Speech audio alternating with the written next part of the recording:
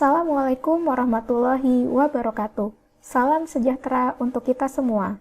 Bertemu lagi dengan saya Afia Triputrika di bagian terakhir pada pembahasan keanekaragaman lumut. Di video sebelumnya kita sudah mempelajari mengenai karakter-karakter diagnostik yang ada pada divisi Bryophyta. Dan pada video kali ini kita akan melanjutkan pembahasan karakter diagnostik dari dua divisi terakhir, yaitu Mercantiophita dan Anthocerophyta. Mari kita simak pembahasannya. Yang pertama kita bahas adalah divisi Mercantiophita. Jika kita lihat dari struktur gametofitnya, lumut hati dibedakan menjadi thalloid liverworts dan leafy liverworts. Gametofit thalloid liverworts memiliki bentuk yang pipih seperti lembaran pita berwarna hijau. Di bagian aksis terdapat pertulangan yang bercabang di kotom, namun dari pertulangan tersebut tidak muncul lobus-lobus yang menyerupai daun. Sementara itu, pada leafy liverwort terdapat struktur yang menyerupai batang yang bercabang di kotom. Dari bagian lateral batang terbentuk lobus-lobus yang menyerupai daun. Oleh karena itu, lumut tersebut dikenal juga dengan lumut hati bentuk daun. Berdasarkan lapisan sel penyusun talusnya, maka thalloid liverworts dibagi menjadi dua, yaitu kompleks thalloid dan simple thalloid. Struktur talus kompleks thalloid terdiri dari banyak lapis sel. Jika kita lihat secara morfologi, maka kompleks thalloid lebih tebal. Bagian dorsal berwarna hijau dan terdapat bintik-bintik putih. Jika kita amati dengan mikroskop stereo, maka diketahui bahwa bintik-bintik tersebut adalah pori. Pori ini memiliki fungsi seperti stomata, namun pori tersebut tidak dapat membuka dan menutup seperti stomata. Jika dibuat sayatan melintang, maka terlihat lapisan talus terdiri dari epidermis, rongga udara, yang di dalam rongga udaranya terdapat parenkim yang berklorofil, lapisan parenkim hialin, dan juga paling terakhir lapisan epidermis bawah. Di bagian bawah epidermis terdapat rhizoid dan scale. Rhizoid dan scale sama-sama berada di bagian ventral gametofit yang berfungsi untuk melekat pada substrat, namun rhizoid hanya terdiri dari satu sel atau uniseluler, sedangkan scale terdiri dari banyak sel atau multiseluler. Sementara itu, talus pada simple thalloid hanya terdiri dari satu lapis sel. Tidak terdapat pori dan rongga udara di bagian dorsal. Di bagian ventral terdapat rhizoid uniseluler yang melekat di bagian tepi, dan tidak terdapat sisik di bagian ventral talus lumut tersebut. Organ reproduksi seksual pada kompleks thalloid berupa antheridium dan archegonium yang bertangkai yang terletak di bagian dorsal. Perbedaan antheridium dan archegonium yaitu dari lekukannya.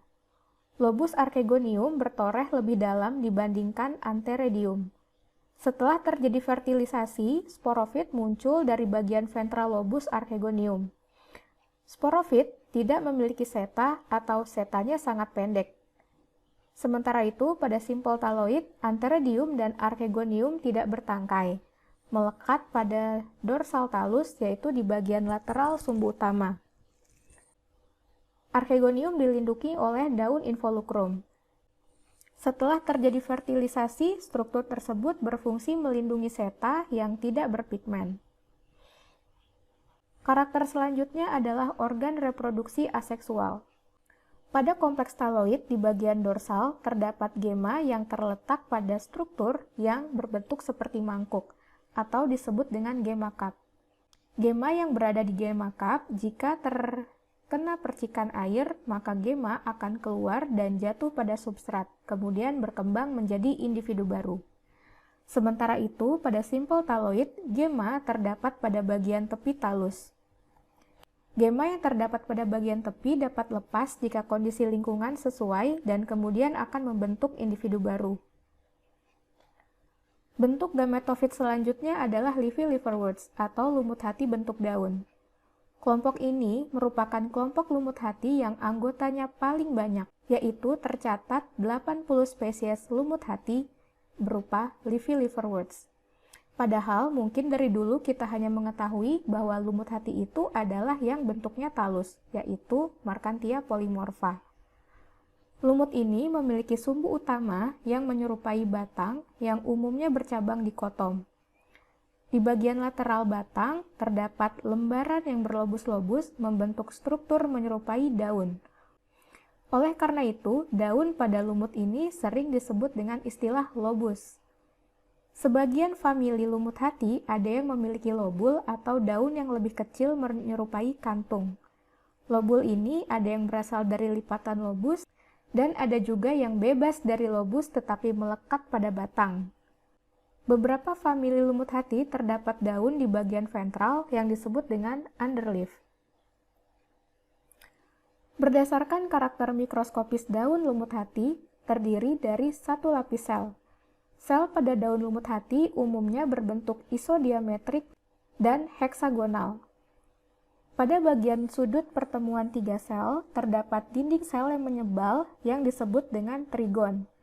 Karakter ini hanya ditemui pada lumut hati. Selain itu, pada sel lumut hati juga terdapat organel khas yaitu oil body. Organel tersebut merupakan organel bermembran yang mengandung senyawa terpenoid. Organel tersebut dapat dengan mudah diamati pada kondisi segar. Pada bagian ventral terdapat rizoid yang berwarna bening dan uniselular. Pada kelompok ini juga tidak terdapat sisik pada bagian ventralnya. Posisi munculnya rizoid juga bermacam-macam antar kelompok. Ada yang di bagian basal underleaf, ada juga yang di lobus, bahkan ada yang di lobul. Kemudian, berdasarkan fase sporofitnya, diketahui bahwa lumut hati memiliki karakter seta yang lemah dan tidak berpigmen. Seta tersebut memanjang seiring dengan pematangan spora di dalam kapsul. Kapsul pada lumut hati berbentuk bulat sampai silindris. Kapsulnya pecah pada 2-4 katup.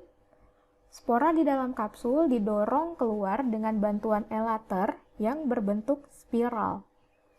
Elater ini bersifat higroskopis sehingga jika kondisi lingkungan cukup kering, maka spora dapat terdorong keluar dengan bantuan struktur tersebut.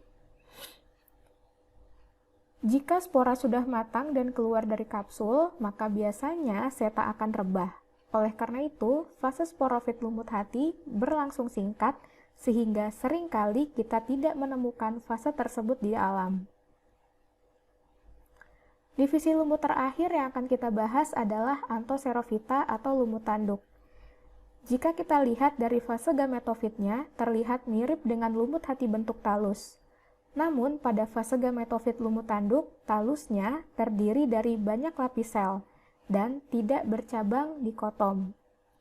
Jika kita lihat dari sayatan melintang, maka kita dapat melihat bahwa terdapat organ reproduksi yang tertanam di lapisan talus gametofit lumut tanduk.